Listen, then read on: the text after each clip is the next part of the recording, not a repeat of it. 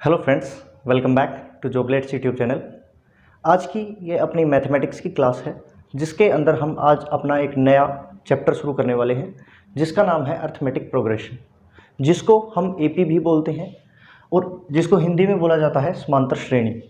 इस चैप्टर को पढ़ना ज़्यादा इम्पोर्टेंट है।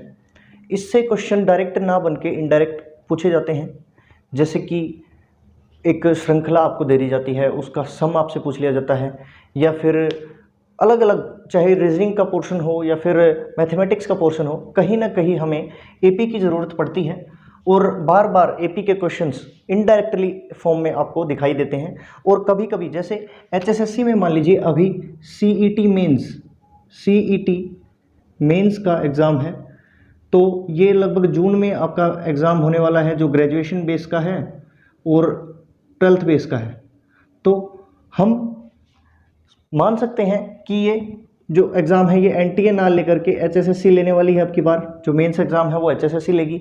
और एचएसएससी हमें पता है कि 2019 में जब क्लर्क का एग्ज़ाम हुआ था, क्लर्क के एग्ज़ाम के टाइम पे उन्होंने मैट्रिक्स, डिटर्मिनेंट्स, इंटीग्रेशन टाइप के वेक्टर्स, ऐसे ऐसे क्वेश्चंस भी उन्होंने दे रखे थे। और अब की बार जो सिलेबस आपका जारी हुआ है उसके अंदर एडवांस के भी कुछ चैप्टर्स वहाँ पर मेंशन किए गए हैं। तो एडवांस की बात करें तो ये अपना बेस है, एपी, जीपी, एचपी जो नंबर सिस्टम है उसका बेस होता है ये। तो हम इसको सबसे पहले कवर करेंगे। तो हम आज शुरू करने वाले हैं एपी के साथ। तो एपी में क्या है, आपको पता होना चाहिए कि एपी को आइडेंटिफाई कैसे करते हैं। आइडेंटिफाई का मतलब समझ लीजिए, मान लीजिए आपके पास दिया हुआ है 9, 11, 13, 15 और 17। एक चीज़ ये दी गई है, एक चीज़ दी गई है 8, 9, 11, 13, 14, 17, 19। और आपसे पूछ ले कि इन दोनों में से एपी क्या है, एपी कौन सी है। तो एपी को पहचानने का सबसे अच्छा तरीका क्या है कि हमें कॉमन डिफरेंस पता होना चाहिए। कॉमन डिफरेंस क्या होता है कि एक जैसा समांतर श्रेणी में जो डिफरेंस है वही अपना अगर कॉमन होगा तो वो एपी में होगा, नहीं तो अदरवाइज नहीं होगा। इसमें क्या दिया गया है, डिफरेंस देखिए, 8 और 9 में 1 का डिफरेंस है, 9 और 11 में 2 का है, फिर 2 का है, फिर 1 का आ गया, फिर 3 का डिफरेंस है, फिर 2 का डिफरेंस है। तो ये एपी नहीं हो सकती है। और अगर हम बात करें ऊपर वाले की, तो ऊपर वाले में क्या है, 2 का डिफरेंस है, फिर 11 और 13 में फिर से 2 का डिफरेंस है, 13 और 15 में फिर से 2 का है, और 15 और 17 में फिर से 2 का डिफरेंस है। तो हमें पता चल गया कि जो ऊपर वाली जो श्रृंखला है वो आपकी एपी के अंदर है। तो एपी में कुछ फॉर्मूलाज होते हैं जिनकी मदद से हम एपी को सोल्व करने में हमें मदद मिलती है। और फॉर्मूलाज का फॉर्मेशन ही इसलिए किया जाता है कि एक समांतर यानी कि एक सिमिलर टाइप का एक फॉर्मूला जो सबके लिए एलिजिबल हो, उस चीज़ को लगा करके हम उस टाइप के हर क्वेश्चन को हम सोल्व कर पाएँ, इसलिए आपका फॉर्मूला बनाया जाता है। तो यहाँ पर क्या है, 2 यानी कि कॉमन डिफरेंस की बात करें, कॉमन डिफरेंस जिसको एपी की टर्म्स के अंदर लिखा जाता है डी, यानी कि स्मॉल डी से डिनोट किया जाता है, जिसे बोलते हैं, जैसे अपना कितना आ गया, 2 आ गया। ये कैसे आया है, सेकंड टर्म से फर्स्ट टर्म को माइनस करके, यानी कि a2 माइनस a1 होता है ये, ठीक है। और आपको ये 11 दिख रहा है, ये 11 किस तरीके से आया होगा, ये है फर्स्ट टर्म, इसको क्या किससे डिनोट किया जाता है, a से। ये है अपनी फर्स्ट टर्म यानी कि प्रथम पद, ये अपना प्रथम पद है। इसको कैसे डिनोट किया जाता है, जैसे 9 हो गया। और सेकंड को कैसे डिनोट करेंगे कि फर्स्ट में यानी कि ए में a प्लस डी कर देंगे तो अपना सेकंड टर्म आ जाएगा ना। a यानी कि 9 में अगर हम d यानी कि टोटल डिफरेंस को, अगर हम जो कॉमन डिफरेंस है उसको जोड़ते हैं तो कितना आएगा, 9 प्लस 2 करेंगे तो 11 यानी कि सेकंड टर्म आएगी। तो ये क्या आ गई, सेकंड टर्म, ठीक है। और ऐसे ही अगर आपसे थर्ड टर्म पूछ ले तो उसमें क्या करेंगे, a प्लस 2d कर देंगे तो अपनी थर्ड आ जाएगी। फोर्थ टर्म अगर पूछ ले तो a प्लस 3d कर देंगे, यानी कि फोर्थ है तो एक माइनस करके उसके साथ डी की गुणा करिए और ए उसके साथ जोड़ दीजिए। तो यानी कि अगर हम फोर्थ टर्म की बात करें तो 15 आना चाहिए, है ना। तो क्या हो जाएगा 3 इंटू टोटल डिफरेंस, जो कॉमन डिफरेंस है वो कितना है 2 है, प्लस ए कितना है 9 है, 9 प्लस 6 इज इक्वल टू 15। आपको मेरा कहने का मतलब क्या है कि आप ये देखिए कि अगर हमें थर्ड टर्म निकालनी है तो a प्लस 2d हो जाएगा, फोर्थ टर्म निकालनी है तो a प्लस 3d हो जाएगा, और अगर सेकेंड टर्म निकालनी है, अगर हमें सेकेंड टर्म चाहिए तो a प्लस डी करके हम सेकेंड टर्म निकाल सकते हैं। और फर्स्ट टर्म को किससे डिनोट किया जाता है, स्मॉल a से, और कॉमन डिफरेंस है उसको d से डिनोट किया जाता है। और आपको पता है अगर मैंने मान लीजिए ये क्वेश्चन आपके सामने दे रखा है तो एपी के अंदर क्या क्या क्वेश्चन पूछे जा सकते हैं। ये पूछा जा सकता है इसमें a क्या है, कॉमन डिफरेंस क्या है। सेकेंडली पूछा जा सकता है कि nth टर्म जिसको बोलते हैं nवां पद क्या होगा, ये पूछा जा सकता है। और क्या है SN यानी कि सम ऑफ टर्म्स, जिसको बोलते हैं सम ऑफ टर्म्स को बोलते हैं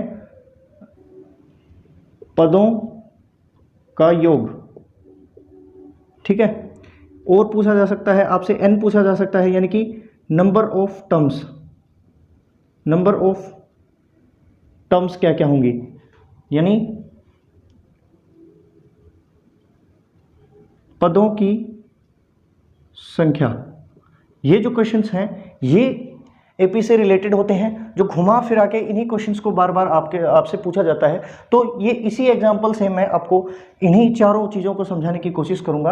आपको मैं आशा करता हूं कि आपको कॉमन डिफरेंस और जो फर्स्ट टर्म है और किस तरीके से हम सेकंड टर्म और फोर्थ टर्म या फिर फर्स्ट टर्म को डिनोट करते हैं, तो ये चीज़ें आप एक बार समझ गए होंगे। और इनको अगर ए लिखा है तो इसका मतलब है फर्स्ट टर्म यानी कि प्रथम पद, और डी लिखा है तो ये है कॉमन डिफरेंस, ठीक है। और अगर एल लिखा है स्मॉल एल लिखा है तो लास्ट टर्म।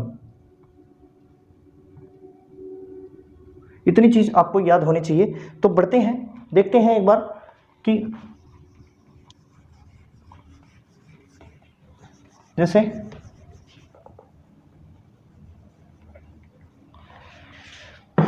ये चीजें तो सिर्फ हमें पता है कि कॉमन डिफरेंस क्या है इसके अंदर कॉमन डिफरेंस कितना है, डी कितना हो जाएगा 2 हो जाएगा, ए की वैल्यू कितनी हो जाएगी 9 हो जाएगी, और लास्ट टर्म की वैल्यू अगर बात करें लास्ट टर्म की वैल्यू कितनी होगी 17।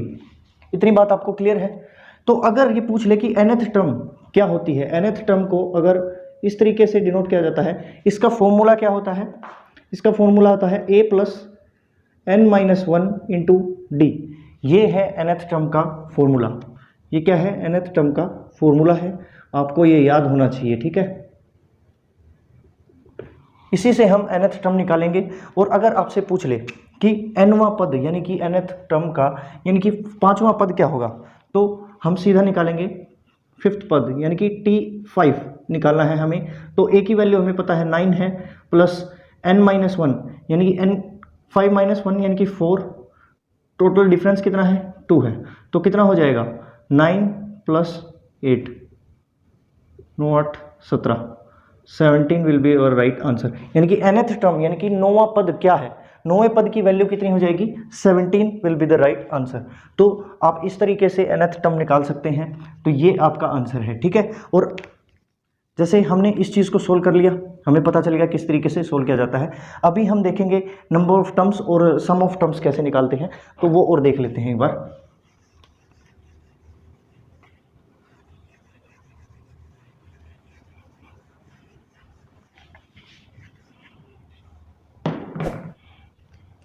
तो अगर बात करें एस एन की अगर बात करूं मैं, तो सम ऑफ टर्म्स कैसे निकालते हैं, इसका फॉर्मूला होता है एस एन का n/2 into 2a plus n-1 into D. ये इसका फॉर्मूला होता है। और इसको हम क्या इस तरीके से भी लिख सकते हैं, 2a है तो a plus n-1 into D, और इस तरीके से भी हम इसको लिख सकते हैं। तो ये आपको पता है nth टर्म का फॉर्मूला होता है ये। इसको हम बाद में देखेंगे कि ये किस लिए हमने तोड़ा है, इसको अलग अलग किस लिए किया है, बट जो मेन जो फॉर्मूला होता है वो यही होता है, ये वाला n/2 into 2a plus n-1 into D. ये सम निकालने का फॉर्मूला होता है, किसी का भी सम निकालने का फॉर्मूला होता है। और एक फॉर्मूला और होता है इसके साथ ही, n/2 into first term plus last term. इससे भी हम सम निकाल सकते हैं। दो तरीके हैं सम निकालने के, हम दोनों तरीकों को एक बार इस क्वेश्चन में हम लगा के देखेंगे कि क्या ये सच है, क्या ये सही है, सही बैठता है या नहीं बैठता है। तो मैं एक बार इसको मिटाने का काम करूंगा।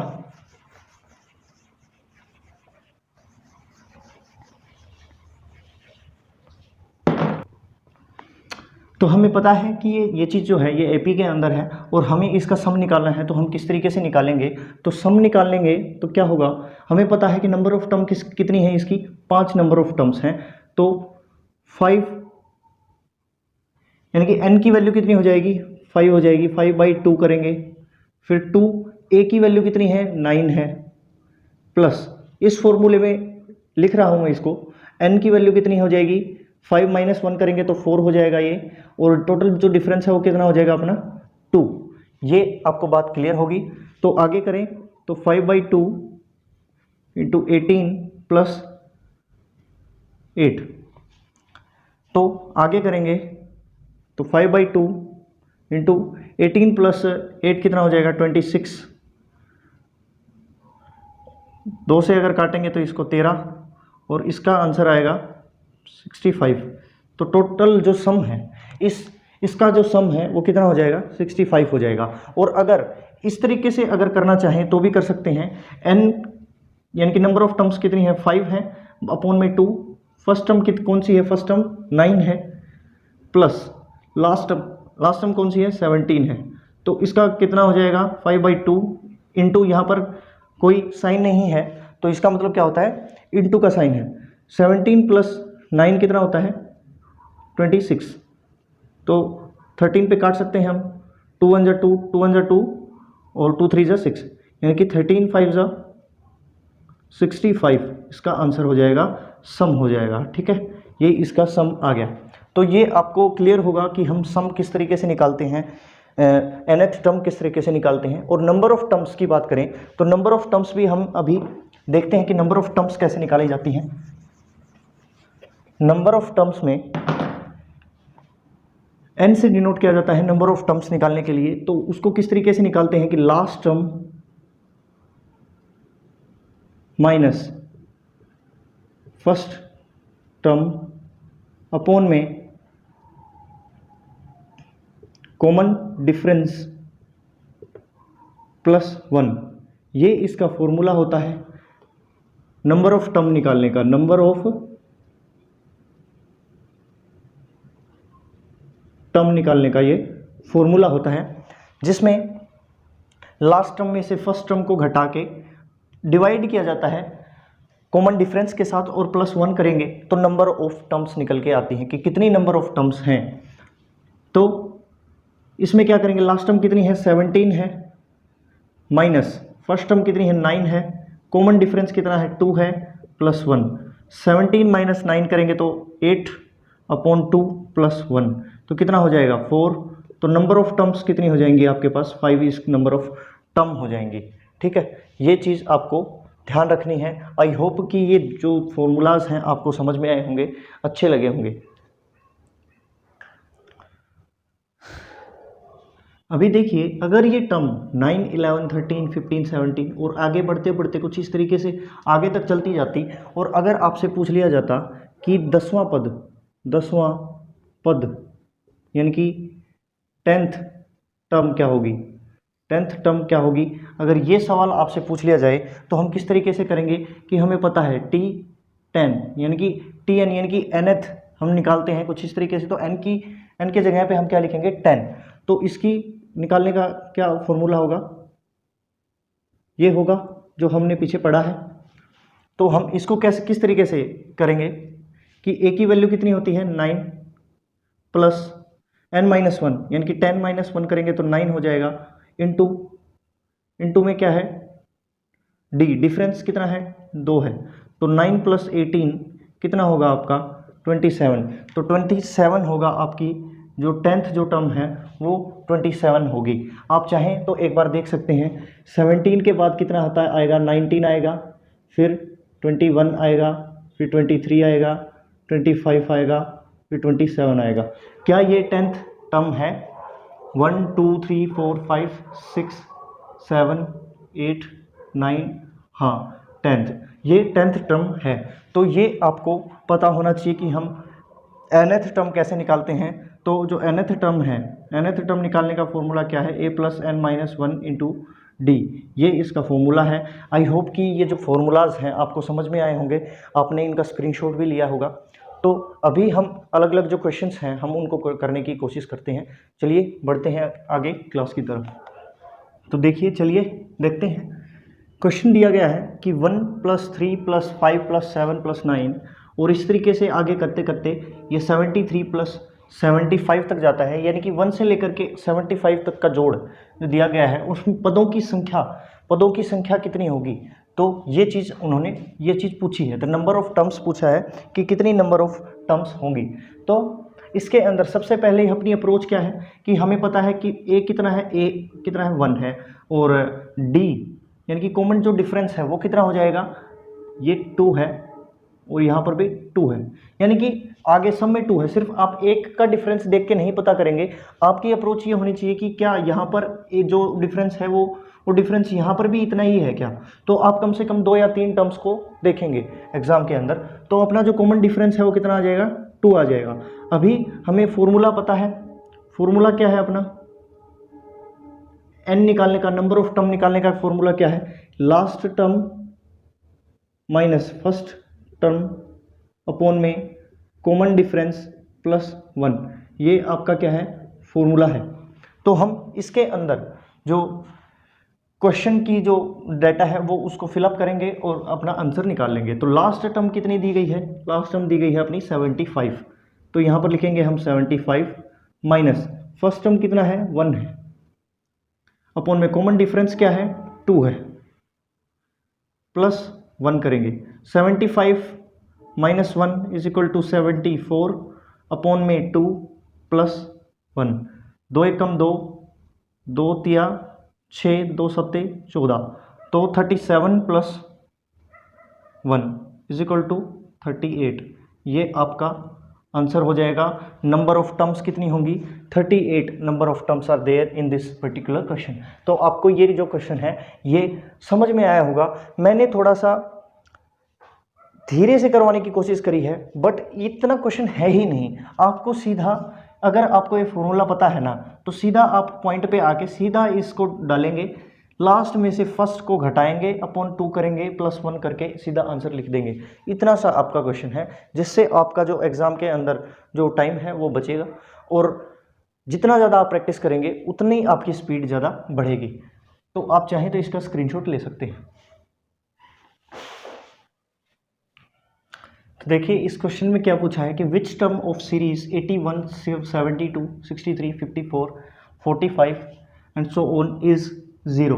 तो इसके अंदर क्या पूछा है कि ये जो 81 से लेकर जो श्रृंखला चली है, जो 0 तक जाएगी, तो 0 जब आएगा तो उस टाइम पे जो 0 का जो पद है वो कौन सा होगा, यानी कि 0 उस टाइम पे जब आएगा तो उस टाइम पे जो टर्म है वो कौन सी होगी। तो हमें पता है कि टर्म निकालते हैं हम किस तरीके से निकालते हैं, a + n-1 × d, ये अपना क्या है फॉर्मूला है। तो इसके अंदर जब 0 आएगा तब क्या होगा, और इसके अंदर क्या है, a कितना है 81 है, वो जो डिफरेंस है वो कितना होगा। आपसे मैं पूछता हूँ कि जो डिफरेंस है, जो कॉमन डिफरेंस है वो कितना होगा। यहाँ पर गैप कितना है, 9 का है, यहाँ पर भी 9 का है, यहाँ पर भी 9 का है, यहाँ पर भी 9 का है। तो ये डिक्रीजिंग ऑर्डर के अंदर है।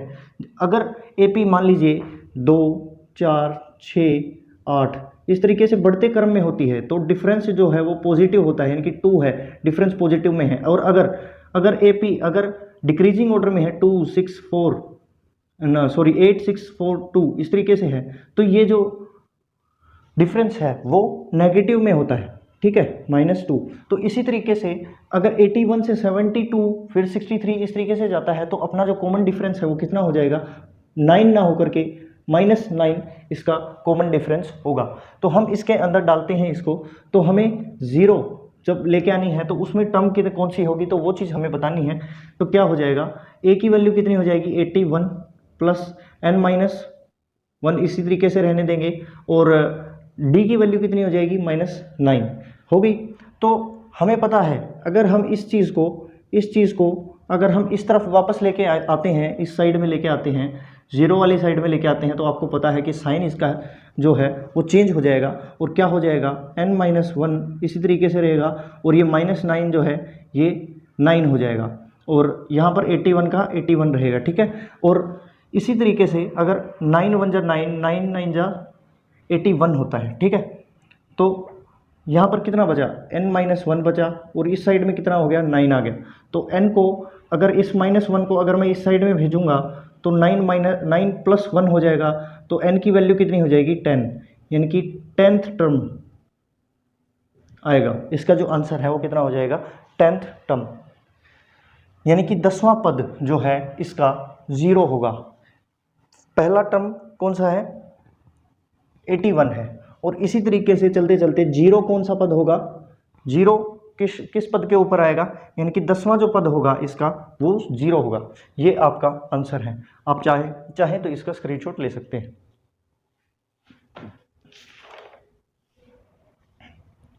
तो देखिए ये क्वेश्चन है -11 -8 -5 -2 इस तरीके से दे रखा है, और सम ऑफ 100 टर्म्स हमने बताना है। तो सबसे पहले जो a की वैल्यू है वो कितनी है -11, ठीक है। और d की बात करें तो d हम किस तरीके से निकालते हैं, सेकंड में से पहला जो टर्म है उसको घटाते हैं। तो सेकंड कौन सी है -8 है, इसमें से क्या घटाएंगे हम -11 को हम घटाएंगे। तो -8 में से -11 को अगर घटाते हैं, ये कॉमन जो साइन है वो है, और ये इनका पर्टिकुलर साइन है। तो अगर -8 में से -11 को अगर हम घटाते हैं तो कितना हो जाएगा, तो ये -8 इसी तरीके से रहेगा, माइनस माइनस कितना हो जाएगा +11। तो अभी क्या हो गया, तो ये जो टर्म है ये ज़्यादा है, ये ज़्यादा बड़ी है, 11 -8 से ज़्यादा बड़ा है। तो कितना हो जाएगा, इसका जो कॉमन जो डिफरेंस है वो कितना हो जाएगा 3, यानी कि 11 में से अगर -8 घटेगा तो कितना बचेगा 3 बचेगा। तो कॉमन डिफरेंस हमने देख लिया और a हमने देख लिया। तो सम निकालेंगे अभी हम, इसका सम ऑफ 100 टर्म्स अगर हम निकालें तो क्या होगा, n/2 × 2a + n-1 × d, ये इसका फॉर्मूला होता है। तो इसमें क्या करेंगे, सम ऑफ 100 टर्म्स का निकालें तो n की वैल्यू 100/2, फिर 2 × -11 प्लस n-1 यानी कि 99, यानी कि n की वैल्यू कितनी थी 100 थी, -1 किया तो 99 लिख दिया डायरेक्ट, और d की वैल्यू हमने लिख दी 3, ठीक है। तो अभी क्या होगा, 2 से अगर हम 100 को करेंगे डिवाइड करेंगे तो 50 बचेगा, यहाँ पर -22 हो जाएगा ये, प्लस अगर 99 को अगर 3 से मल्टीप्लाई करते हैं तो कितना आएगा, 9 × 27, 9 × 27 2 29, ये हो जाएगा, ठीक है। तो अभी अगर आगे अगर देखें तो 50, इसमें से अगर 297 में से अगर 22 घटाते हैं तो कितना बचेगा, 275 बचेगा, और 275 को अगर 50 के साथ यानी कि 50 के साथ अगर मल्टीप्लाई करते हैं तो कितना आंसर आएगा अपना 25, ठीक है, 13,750 इसका सम आ जाएगा ऑफ 100 टर्म्स का। तो कितना आंसर आएगा इसका, 13,750 इसका आंसर होगा। आई होप कि ये जो क्वेश्चन है आपको समझ में आया होगा। आप इसका स्क्रीनशॉट ले सकते हैं, आप देख सकते हैं कि मैंने किस तरीके से इसको निकाला है। अभी देखिए ये एक क्वेश्चन जो है वो दिया गया है कि 1 + 4 + 6 + 5 + 11 + 6 एंड सो ऑन। तो इसमें क्या है, तो 100 टर्म्स तक का इसका सम बताना है। तो इसके अंदर क्या AP लग रही है, यहाँ पर डिफरेंस कितना है, 1 और 4 के अंदर 3 का डिफरेंस है, फिर 4 और 6 के अंदर 2 का डिफरेंस है, 6 और 5 के अंदर 1 का डिफरेंस है। तो AP तो नहीं बन रही। तो हम किस तरीके से देख सकते हैं, या तो हम या काम करें कि 1 और 6 को देखें, इसके अंदर 5 का डिफरेंस है, फिर 6 को और 11 को देखें, इसके अंदर भी 5 का डिफरेंस है, और इसी तरीके से आगे भी एक टर्म होगी जिसके अंदर 5 का डिफरेंस होगा, जिसमें अगर आगे होगा कौन सा 16 होगा, तो हमें कितना मिलेगा, 5 का डिफरेंस हमें मिल जाएगा। और इसमें भी नीचे देखेंगे तो 4 5 के अंदर 1 का डिफरेंस है, फिर 5 6 के अंदर 1 का डिफरेंस है, फिर अगली टर्म क्या होगी 7 होगी। तो या तो हम अलग अलग करें कि इस तरीके से करके देखें कि 1 + 6 + 11 प्लस ऐसे ऐसे करते करते, यानी एक छोड़ के एक है, तो सम कितने का निकालेंगे हम, 50 का निकालेंगे। और इसको अगर हम जोड़ते हैं इसके साथ 4 + 5 + 6 और इसी तरीके से सम ऑफ 50, तो चाहे तो हम इनको ऐसे करके हम जोड़ के निकाल सकते हैं। बट इससे भी बेस्ट तरीका क्या है, इससे बेस्ट तरीका हमारे पास एक और है कि हम इसको ऐसे ना करके अगर हम दो टर्म्स को साथ में जोड़ के अगर निकालने की कोशिश करें तो अपने को क्या मिलेगा, कुछ इस तरीके से निकालने की कोशिश करें। ये देखिए 1 + 4 को करेंगे तो क्या होगा 5, ये प्लस का साइन, फिर 6 + 5 11, फिर प्लस का साइन, फिर 17, फिर प्लस। तो यहाँ पर अभी आप गैप देखिए कि 5 और 11 के बीच 6 का डिफरेंस है और 11 और 17 के बीच भी 6 का डिफरेंस है। तो हमें ये मिला कि अगर हम लगातार जो दोनों जो टर्म्स हैं उनको अगर हम जोड़ देते हैं तो हमें एक एपी मिलती है, ठीक है, समांतर श्रेणी हमें मिलती है। तो ये 100 टर्म्स कब हुई थी, ये सिंगल सिंगल का था। तो अभी हमने दो टर्म्स को जोड़ दिया है, तो हमें क्या निकालना है, अभी सम ऑफ 50 ही तो निकालना है, सम ऑफ 50 ही निकालेंगे। तो अपने पास ए की वैल्यू कितनी होगी 5, और जो डिफरेंस होगा, कॉमन डिफरेंस होगा, वो कितना होगा 11 - 5 = 6, ये अपना कॉमन डिफरेंस होगा। और S50 निकालेंगे तो कैसे निकालेंगे, n/2 × 2a + n-1 × d, हम इस तरीके से निकालेंगे। आप हर एक क्वेश्चन के साथ जब भी आप क्वेश्चन निकालें, जब भी आप चैप्टर को करना शुरू करें, तो हर बार आप फॉर्मूले को लिखिए, हर बार आप फॉर्मूले को लिखिए। जब आप दोबारा से रिवाइज करेंगे तब आप फॉर्मूले को बिल्कुल बेसिक से मत लिखना, बट एक बार जब आप लिखेंगे ना तो आपको बार बार लिखने से याद होगी चीज़ें। तो अभी हम क्या करेंगे, n/2 यानी कि n की वैल्यू कितनी हो जाएगी 50/2, 50/2, फिर 2 × a की वैल्यू कितनी है 5 है, प्लस n-1 यानी कि 50 में से एक गया तो 49, और d की वैल्यू कितनी है 6 है, ठीक है। तो 2 को अगर 50 से काटेंगे तो कितना बचेगा 25, और 5 दूनी 10, प्लस 6 निमा 54, 5 6 चौक 24 और 5 29, इतना हो गया। और 25 को 294 और 10 कितना हो गए 304। और अगर इसकी अगर हम 25 चौका 100, 25 75 1 76, तो 7600 7600 आपका क्या हो जाएगा, इसका आंसर हो जाएगा। आप चाहें तो इसको खुद से निकाल के देख सकते हैं, और आप चाहें तो जैसे कि 1 + 6 + 11 को अलग से निकाल लीजिए 50 टर्म्स का, और फिर 6 + 5 + 6 को इसी फॉर्मूले से फिर से निकाल के दोनों के जो आंसर आएंगे उसको आपको जोड़ के देखना है, तो आपका जो आंसर है वो सेम एज इट इज़ आने वाला है। आप निकाल के देख सकते हैं। आप इसका स्क्रीनशॉट ले लीजिए, फिर एक जो लास्ट क्वेश्चन है हम उसको करेंगे। तो देखिए आज का ये लास्ट क्वेश्चन है। इस क्वेश्चन में क्या दिया गया है कि if the sum of second and fifth term of AP is 8, while the sum of third and seventh term of AP is 14, find the 11th term। इसके अंदर अगर हिंदी में देखें तो क्या दिया गया है, अगर किसी समांतर श्रेणी का दूसरा और पांचवें पद का योग जो है कितना है 8 है, और वहीं पर अगर तीसरे पद का और सातवें पद का जो योग है वो कितना है 14 है, तो 11वां पद क्या होगा, ये इस चीज़ के अंदर दिया गया है। तो हमने देखा था कि a + d = कितना होता है, सेकेंड टर्म होता है, सेकेंड टर्म होता है ना। a + 2d देखा था हमने, थर्ड टर्म होता है, देखा था ना। a + 3d कितना होता है, फोर्थ टर्म होता है, फोर्थ टर्म होता है। तो हमें पता है कि सेकेंड टर्म प्लस यानी T2 plus T5 is equal to 8 दे रखा है, और T3 plus T7 is equal to 14 दे रखा है। यानी कि सेकेंड टर्म और फिफ्थ टर्म का योग कितना है, 8 है। वहीं पर अगर थर्ड टर्म और सेवन्थ टर्म का योग कितना दे रखा है, 14 दे रखा है। ये हमने लिख लिया इस चीज़ को, ठीक है। तो अभी हम T2 यानी कि सेकेंड टर्म को हम क्या इस तरीके से लिख सकते हैं, a प्लस डी लिख सकते हैं, प्लस फिफ्थ टर्म को किस तरीके से लिख सकते हैं, a प्लस 4d लिख सकते हैं ना। और इसका योग कितना है, 8 है। यानी कि a plus a 2a plus d plus 4d कितना हो गया, 5d इज इक्वल टू कितना हो गया, a 8। तो ये अपनी क्या कौन सी इक्वेशन होगी, ये अपनी फर्स्ट इक्वेशन होगी, ये होगी अपनी फर्स्ट इक्वेशन। अभी अगर हम बात करें टर्म 3 को हम किस तरीके से लिख सकते हैं, a प्लस 2d लिख सकते हैं, प्लस टर्म 7 को a प्लस 6d लिख सकते हैं, और इसकी वैल्यू कितनी हो जाएगी, 14, जिसको a प्लस a यानी कि 2a plus 2d plus 6d is equal to 8d is equal to 14।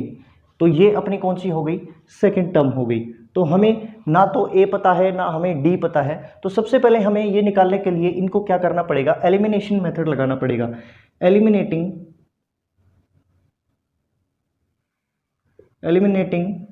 First and second, ठीक है।